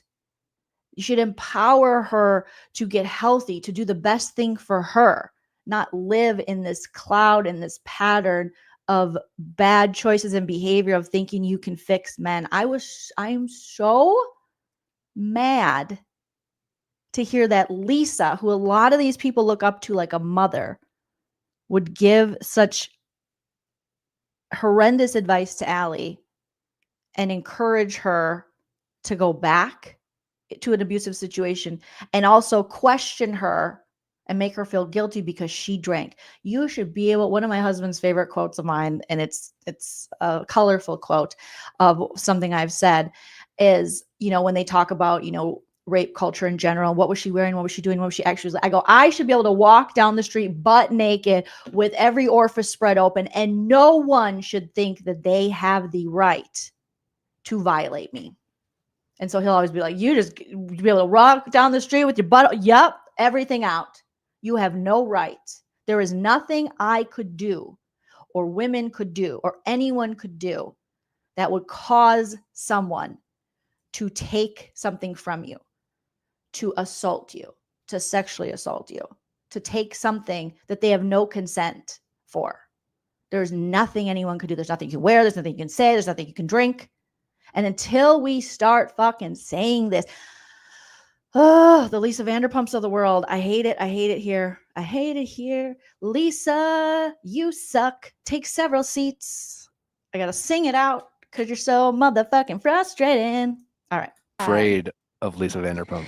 I'm not afraid. You're not afraid? No, I'm not afraid. I think there's a piece of that world that, like, I'm not afraid. I don't really want to. I don't know. What am I feeling? What are you feeling? What am I feeling, you guys? I don't know either. It's like, I'm not scared of her because, like, what would she do? But also, like, there is a part of me that still feels like I still respect her in some way, which maybe I shouldn't. Yeah, I don't know. Probably not. Probably shouldn't. I mean, probably should just be like, whatever. It is like, listen, you have a more intimate relationship. You can tell Allie's in such a vulnerable state where she's looking like, I shouldn't, right? I shouldn't. And of course you're terrified of her. She holds power over you. She comes from a place of power. She can take opportunities away from Allie. She has a big fan base. Everything about Lisa Vanderpump in this situation would be scary. I think we're probably thinking, maybe the question was like, are you afraid of her? Like, too literal. If Nick could actually like break it down, that of what that actually means, but he's not. He's like, are you afraid of her? And she's thinking, well, what is she gonna do? Like beat me up or something? No, but just speaking up against a producer of the show, an employer, someone where you could get opportunities from, in the future. You're worried about that. Lisa has a lot of money. She has a lot of power. She has a lot of privilege. She has all of these things. So she could definitely make your life more difficult. She could make the goals that you have of going out there. If you want to read Kathy Hilton's chart again in the future, maybe she could step in and do something, to stop that. There are multiple things. This was the whole point of the Me Too movement, is feeling as though men coming from places of power and things, and within Hollywood, I should say, and them being able to, assault women and use their power over them, the Harvey Weinsteins, and that's obviously not just in Hollywood, but in jobs in general. They can take something from you. They can tarnish your reputation. They can go out there and say things about you. I mean, of course she's afraid of that. So when people say we made so much progress with Me Too, we need to still keep going, because obviously we haven't, because here we are with this shit. And you have the boss, someone who's so high up within Bravo, even though she doesn't technically work she does work for Bravo. I mean, she's involved in so many shows. She has so much money. She's so plugged in Hollywood and in reality TV and the realm in which Allie was, working in. Of course she would be afraid to speak against her. With her. I don't even have a relationship with her. My only experience meeting her was... Who cares, Nick? Now he's going to say, really experience meeting her. She was lovely. Fuck that. Was awesome and lovely. And she was kind. She's great. And great. Yeah. And Catherine, there's a lot of reasons why it's easy to be a fan of hers and just like everything, right? So now you're fangirling. And Nick could argue, I'm doing this to make her more comfortable, but he never gets around to the point. So there he goes, like, yeah, she's great. And she's this. Even for me, just even being critical on the show feels kind of like, it feels wrong. Like, I don't... Like, I know. Maybe I'm even speaking out of... Maybe I'm... So validate her, give her permission. Speaking on things I don't realize, or I don't know, and yada, yada. Yeah. So I couldn't even imagine what it's like to be in your shoes. Yeah. But it does feel real. That phone call sounds like it was a real wrong, like a bad... Like that shouldn't have happened, it feels like. And it feels like you shouldn't have been put in that place at a time in which you were maybe the most vulnerable. Yeah, no, I agree looking back, because I thought it was sweet. Oh, she's calling to check in. And then it like took talking to friends to realize that wasn't, like, she doesn't care. So was she like trying to... Yes. Say that again for people in the back. She doesn't care. She didn't care when it happened to Kristen. She didn't care when it happened to Rachel Raquel. Remember, she encouraged Rachel Raquel as well. Like, oh, James. Oh, Rachel. Oh, Raquel. Just give him more time. He's growing up. I had to deal with this with Ken.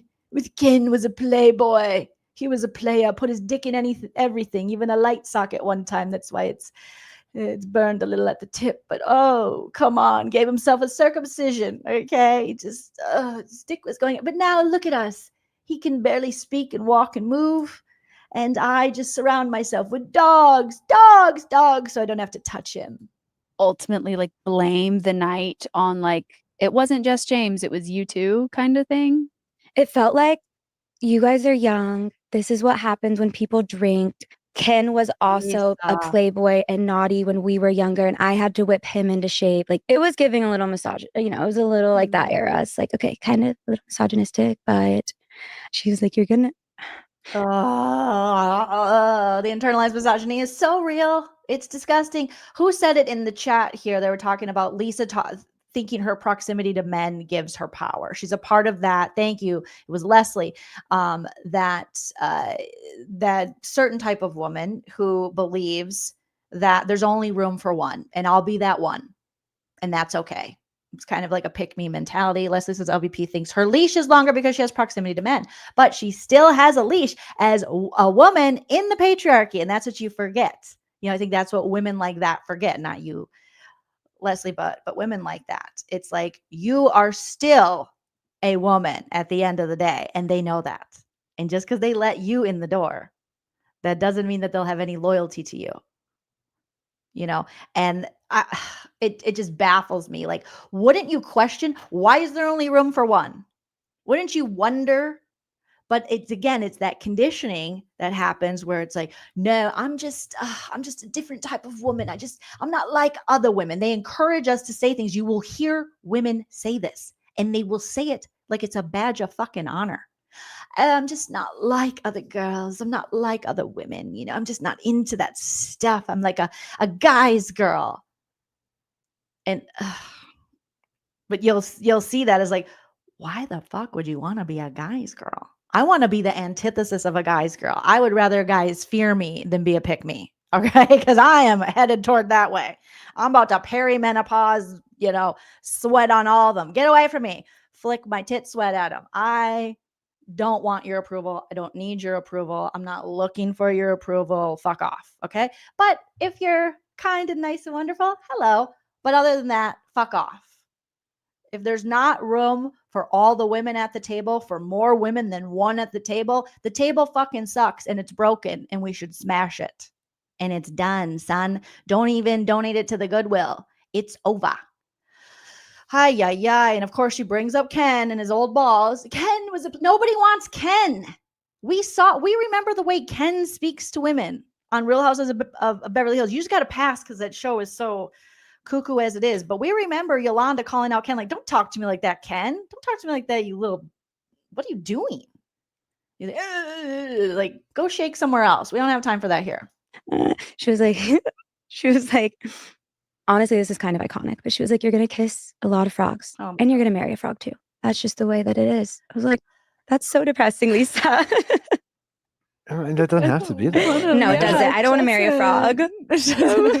Well, I mean, listen, like, I don't know. Like, hey. Nick, shut the fuck up. Shut the fuck up. Shut the fuck up. Shut the fuck up. Why don't you shut the fuck up? Cowboy boots, dark wash jeans. Shut the fuck up. With your sweater, shut the fuck up.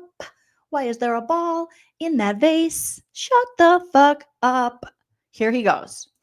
She makes a point and he's like, well, you're garbage. You're part of the problem. That doesn't have to be that. No, it doesn't. I don't want to marry a frog. She knows it doesn't have to be that way, Nick. Well, I mean, listen, like, I don't know. Like, hey. And he's gonna go well, I mean, I'm kind of a frog, but I'm not that bad, right? So he's looking for validation from the women who are talking about their experience with abuse and misogyny under the patriarchy. But yes, Nick, we're worried about how you present. We all have our flaws, like, you know, in a lot of ways, I'm a frog, but it's just like, if we're talking, you're a toad, bitch, you're a toad. Metaphorically, but like some frogs aren't abusive. I love Princess and the Frog. I don't know. I feel like also some frogs aren't abusive. Shut up, you ignorant Nick, you ignorant slut. Shut up. That call, it just goes so deep, and that whole cast goes so deep, and like that's why also it's like I can see clearly a little bit more than everyone else. I don't know where it's like that. But even though I actually couldn't, because I needed friends to really be like, Allie, that was wrong. That conversation was. Did you feel supported by the rest of Vanderpump cast when the news broke and there were paparazzi photos of you moving out of his house?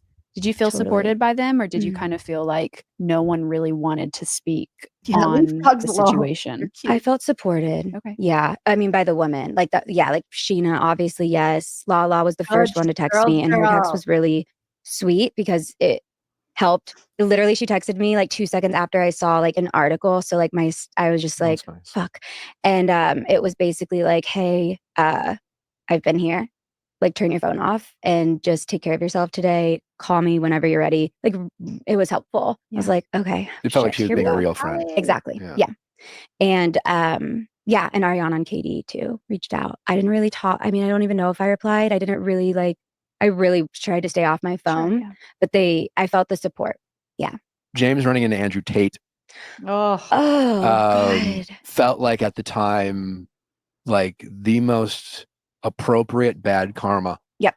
You know, in a way, like what was the bad karma? What the hell? Alex, you said, what did Lala say? I think she was just saying to unplug her phone and, call her when she needs something. But I guarantee it, Lala will still be friends with James. Yeah. Yeah. Mm-hmm. Mm-hmm. Mm-hmm. Mm-hmm. Yeah. It's Lala's gonna Lala, I mean, the fact that she's, bellying up to Lisa Vanderpump when the other women are seeing, oh, Vanderpump is more problematic. And Lala's like, no, got to make that money, man. She's just like, you can't trust. We've learned, unfortunately, we wanted to trust her, but you can't trust a Lala. They not like us. They not like us. They not like us. Right now, she's an op. And until she's willing to really change, I don't trust her. I don't trust her. How did you hear about that?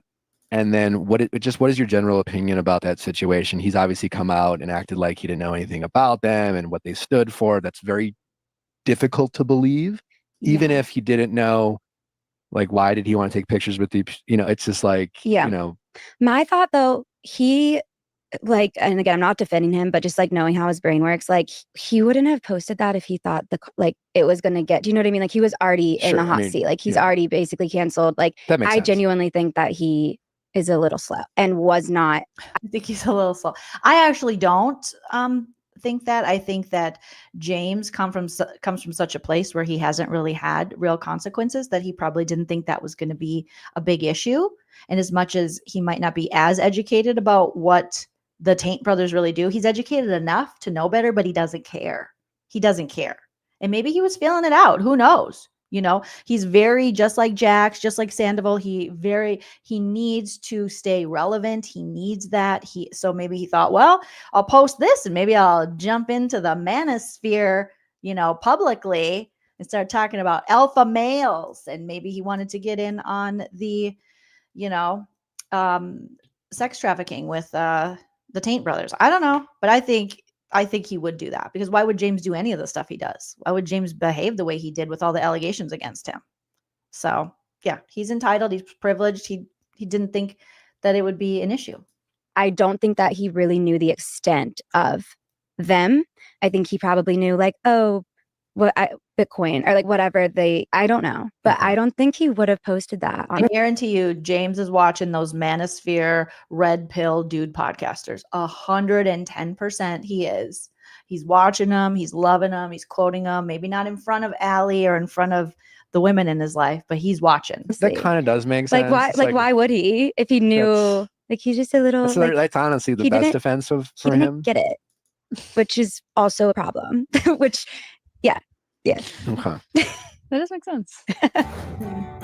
Vacation season is nearly all right, you guys. I think I'm going to wrap it up there. I know we have. I'm going to see if there's any more. Very innovative. Very like order plus a free. I think after this, it was kind of they're talking about. You can watch the rest. I'll give you that, Nick Vial, if you want to. But I don't think there's. We heard so much going down, and this is all my brain can take with Nick Vial and his interjections. But I'm going to come back later, probably this evening, and we'll do another roast and recap of, speaking of dickheads, of Michael Proctor, former trooper, lead investigator of the Karen Read case. If you missed it, it's the video before this one. We had a good time yesterday just watching his cross-examination and roasting it and reacting to it. So go check that out in case you missed it. I'm going to finish up, I think, hopefully on his testimony today, and us being able to react to it and roast it. Thank you, first of all, you guys, for all of the amazingly thoughtful, intelligent comments in the chat, the funny comments in the chat. You guys are amazing, and I appreciate you so very much. Please smash that like on your way out. And if you're not already, please follow me on social media at Joleen Lunzer on Instagram. And the tiki-taki, shout out to all my super chatters today, Amalish, Indiana Girl Jules, Pamela B, and Kelly Sandyford. Thank you guys so much. Shout out to my members and my mods. You're all amazing and beautiful and wonderful pumpkin spice babies. Comment on this video. So I do have a comment, little prompt. I want, if you guys don't mind, do you want me to roast and react to Jax's recent podcast episode? I know some of you wanted me to, I said I was going to kind of go forward, hopefully, in roasting and reacting to that. But let's just say if I get 20 comments when the video posts saying roast Jax, I'll go roast his ass up. But if we're not into it, totally fine. And I won't do that. But if I get 20, we'll do it. We'll schedule that for sometime this week. So after the video post, just comment roast Jax. If you're part of the replay crew, don't forget to put your a disco ball emoji in the chat, so I know you're part of the replay crew. Thank you guys for watching again, and always remember to enjoy yourself. It's later than you think. Bye.